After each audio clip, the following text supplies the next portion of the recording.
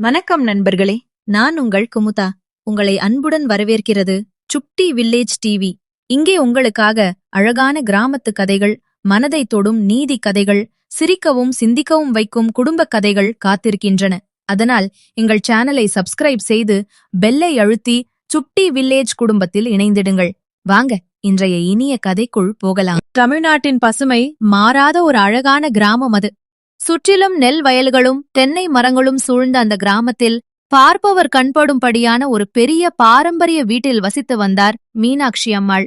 கணவரை இழந்த பிறகு தனது குடும்பத்தை கண்ணும் கருத்துமாக வளர்த்து ஆளாக்கினார்.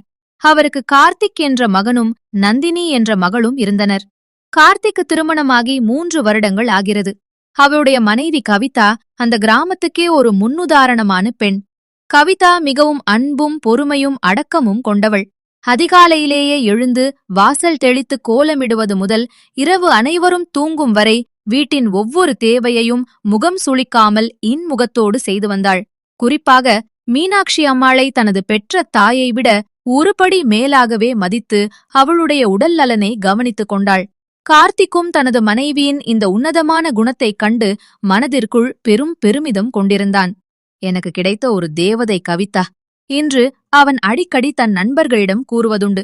ஆனால் இந்த மகிழ்ச்சியான குடும்பத்தில் ஒரு கரும்புள்ளியாக இருந்தாள் கார்த்திக்கின் தங்கை நந்தினி. அவளுக்கு இன்னும் திருமணமாகவில்லை. வீட்டில் கவிதாவுக்கு கிடைக்கும் நற்பெயரும் எல்லாரும் அவளை பாராட்டுவதும் நந்தினியின் மனதில் பொறாமை தீயை வளர்த்தது. நான் இந்த வீட்டு மக, என்னை யாரும் இந்த அளவுக்கு பாராட்டுவதில்லை.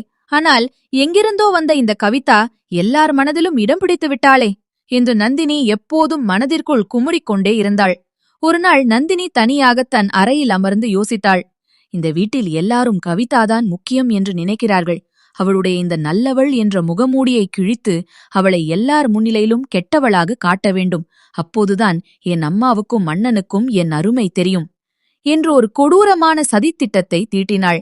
மீனாட்சி அம்மாள் தனது பாரம்பரிய குடும்ப நகைகளை ஒரு பழைய இரும்பு லாக்கரில் பல வருடங்களாக பத்திரமாக பாதுகாத்து வந்தாள். அது அவர்களின் பரம்பரை சொத்து.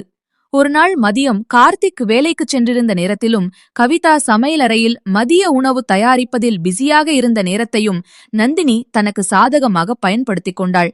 யாருக்கும் தெரியாமல் மீனாட்சி அம்மாளின் அறைக்குள் நுழைந்து லாக்கர் சாவியை எடுத்து அதிலிருந்த விலை மதிப்பற்ற நகை பெட்டியை திருடினாள்.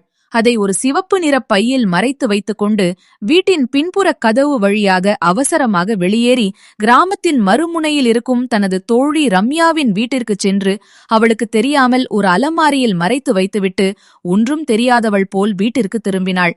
வீட்டிற்கு வந்த நந்தினி திடீரென்று நெஞ்சை பிடித்துக்கொண்டு பதற்றமாக நாடகமாடத் தொடங்கினாள். அம்மா, ஐயோ அம்மா, ஓடி வாங்க! லாக்கர்ல இருந்த நம்ம குடும்ப நகைகள் எதையுமே காணவில்லை, யாரோ திருடிட்டாங்க என்று ஊரே கேட்கும்படி சத்தமிட்டு கத்தினாள். சமையலறையிலிருந்து கவிதாவும் ஹாலிலிருந்து மீனாட்சி அம்மாளும் பதறியடித்துக் கொண்டு ஓடி வந்தனர். லாக்கர் திறந்து கிடப்பதையும் நகைகள் இல்லாததையும் கண்டு மீனாட்சி அம்மாள் அதிர்ச்சியில் உறைந்து போனார். அவருடைய கண்கள் கலங்கின. உடனே நந்தினி கவிதாவை நோக்கி தன் விரலை நீட்டினாள். நேற்று மதியம் லாக்கரை திறந்து அம்மாவுக்கு மருந்து மாத்திரை எடுப்பதற்காக சாவி வாங்கியது இந்த அண்ணிதான். வேறு யாருக்கு இந்த லாக்கர் சாவி இருக்கும் இடம் தெரியும்? கவிதா அண்ணிதான் இந்த நகைகளை திருடியிருக்க வேண்டும் என்று பழி சுமத்தினாள். மாலை வீடு திரும்பிய கார்த்திக்கும் இந்த செய்தியை கேட்டு அதிர்ச்சியடைந்தான். ஒரு புறம் பெற்று வளர்த்த தாய், மறுபுறம் தன் உயிரான மனைவி. அவனால் யாரையும் சந்தேகப்படவும் முடியவில்லை, யாரையும் ஆதரிக்கவும் முடியவில்லை. மீனாட்சி அம்மாளின் மனதில் நந்தினி விதைத்த சந்தேகம் மெல்ல மெல்ல வளரத் தொடங்கியது. அவர் கவிதாவை பார்த்து, கவிதா, உண்மையை சொல்லுமா, இந்த குடும்பத்துல உன்னை நான் மருமகளா பார்க்கல, என் மகளாத்தான் பார்த்தேன்.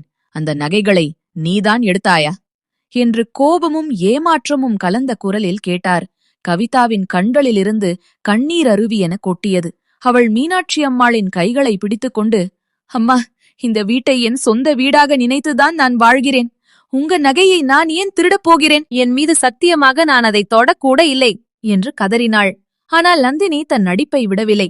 அம்மா, திருடன் யாராவது நான் தான் எடுத்தேன் என்று ஒத்துக்கொள்வார்களா? இவள் அழுது நாடகமாடுகிறாள், நம்பாதீர்கள் என்று மேலும் தீயை மூட்டினாள். அன்று இரவு கவிதா தன் அறையில் அமர்ந்து விம்மி விம்மி அழுதாள்.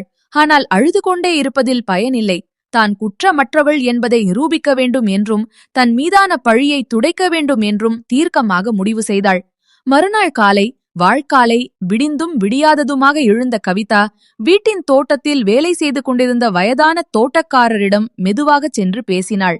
ஐயா, நேற்று மதியம் நான் சமையல் செய்து கொண்டிருந்த போது இந்த வீட்டிலிருந்து யாராவது ஏதேனும் பையை எடுத்துக்கொண்டு அவசரமாக வெளியே போவதை நீங்க பார்த்தீர்களா என்று கேட்டாள்.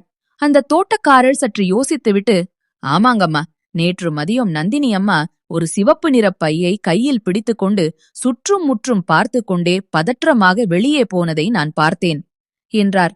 இந்த வார்த்தையை கேட்டதும் கவிதாவுக்குள் இருந்த சந்தேகம் நந்தினியின் மேல் உறுதியானது. நந்தினிக்கு இந்த கிராமத்தில் இருக்கும் ஒரே நெருங்கிய தோழி ரம்யம்யா மட்டும்தான் என்பதும் கவிதாவுக்கு தெரியும். அன்று மாலை நந்தினி வீட்டில் இல்லாத நேரமாக பார்த்து கவிதா ரம்யாவின் வீட்டிற்குச் சென்றாள். துரதிருஷ்டவசமாக ரம்யாவும் வீட்டில் இல்லை. ஆனால் அவளுடைய சிறிய மகள் மட்டும் வீட்டில் விளையாடிக் கொண்டிருந்தாள். கவிதா அந்த சிறுமியிடம் அன்பாக பேசி அவளுக்கு சில மிட்டாய்களை கொடுத்து, பாப்பா, நேற்று உங்க வீட்டிற்கு நந்தினி அத்தை வந்தாங்களா என்று நயமாக கேட்டாள். அந்த சிறுமி சிரித்துக்கொண்டே, ஆமாங்கக்கா, நேத்து நந்தினி அத்தை ஒரு பெரிய சிவப்பப்பு பையில நகைப்பெட்டியை எடுத்துட்டு வந்து எங்க அம்மா இல்லாத நேரமா பார்த்து இந்த அலமாரிக்குள்ள வச்சிட்டு போனாங்க. யார்கிட்டையும் சொல்லக்கூடாதுன்னு சொன்னாங்க என்று மழலை மாறாமல் கூறினாள். உண்மையை அறிந்த கவிதா அதிர்ச்சி அடைந்தாள். ஆனால் அதை உடனடியாக வெளிப்படுத்தாமல் ஒரு பெரிய திட்டமிட்டாள். அடுத்த நாள் காலை கவிதா ஊரின் பெரியவர்கள் மற்றும் பஞ்சாயத்து தலைவரை தன் வீட்டிற்கு வரவழைத்தாள். கார்த்திக், மீனாட்சி அம்மாள் மற்றும் நந்தினி ஆகியோரையும் சேர்த்து கொண்டு ரம்யாவின் வீட்டிற்கு அழைத்துச் சென்றாள். அங்கே ரம்யாவும் அவரது குடும்பத்தினரும் இருந்தனர். ஊர் பெரியவர்கள் முன்னிலையில் கவிதா ரம்யாவின் வீட்டிலிருந்த அந்த குறிப்பிட்ட அலமாரியை திறக்கச் சொன்னாள்.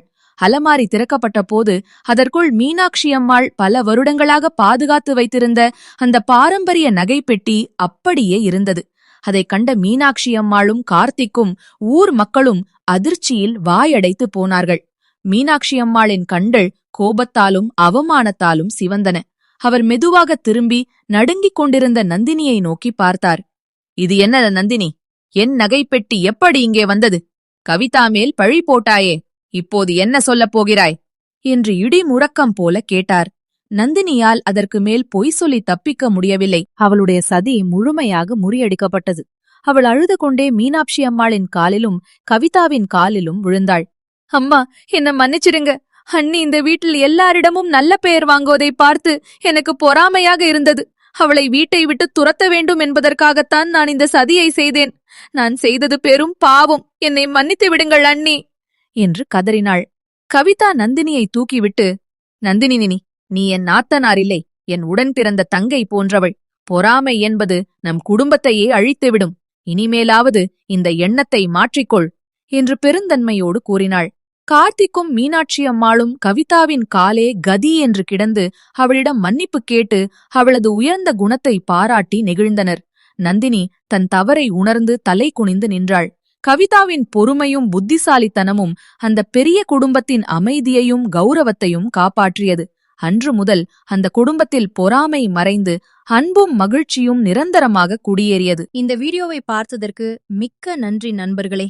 உங்கள் அன்பும் ஆதரவும் தான் எங்களை மேலும் மேலும் வளரச் செய்கிறது.